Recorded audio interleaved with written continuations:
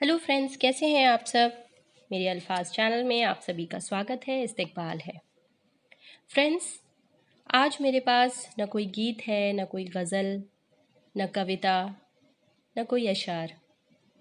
चौंक गए? आज मेरे पास एक कहानी है। जी हाँ, आपने सही सुना, कहानी। कहानी समाज की उस कुरीति की जिसने जाने कितनी ही जिंदगियां तबाह बर्बाद कर दी हैं, कितनी ही लड़कियों को अपने घर छोड़ने पर मजबूर कर दिया और कितनी ही लड़कियों को आग के हवाले झुलसा दिया गया। आइए शुरू करते हैं इस कहानी को। रिंकू के मासूम चेहरे को देख रिया को घंटों बीत चुके थे। फिर भी हर बार वो उसकी चोट को कभी सहलाती तो कभी फूंक मारती।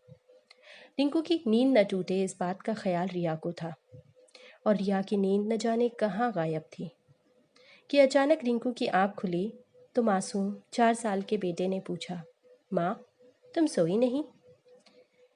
तुम सो जाओ, मैं ठीक हूँ। यह सुनते ही रिया ने रिंकू के माथे को चूम लिया। रिंकू ने माँ से आगे पूछा, माँ, क्या तुम्हें कभी चोट लगी है? इस प्रश्न को सुनते ही मानो रिया के आगे वो सारे जख्म ताज़ा हो चले थे जो दिखाई तो नहीं देते थे, पर उसकी टीस आज भी रिया को सताती थी। रिया की आंखों के सामने उसके बीते 5 साल जैसे घूमने लगे। नम आंखों से थपकियां देते उसने बात आई गई कर दी और रिंकू को आंखें बंद करने को कहा। कुछ देर बाद रिंकू सो चुका था, पर रिया का अतीत उसके जख्मों को कुरेद कर उसकी आत्मा को लहूलुहान कर रहा था।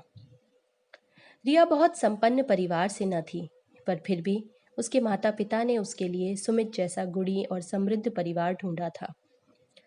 शुरू में तो सब कुछ ठीक चल रहा था, परंतु कुछ करीबी रिश्तेदारों के कहने पर रिया की सास ने रिया को सुमित से तलाक दिलवा दिया और उसकी शादी एक दूसरी लड़की से करवाई, जो कि दहेज में कार, कैश और जाने क्या क्या लाई थी।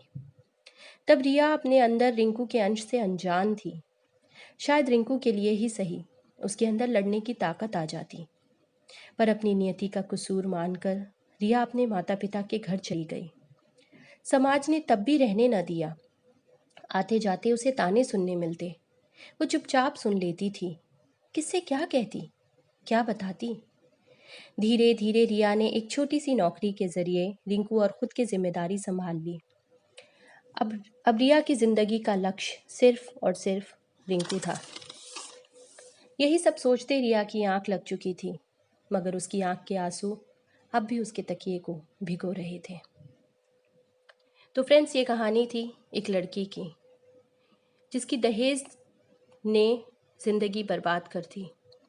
दहेज वो कुरीति है, वो कुप्रथा है जो सदियों से चली आ रही है, और इसने जाने कितनी ही जिंदगियां अब तक तबाह बर्बाद कर दी हैं।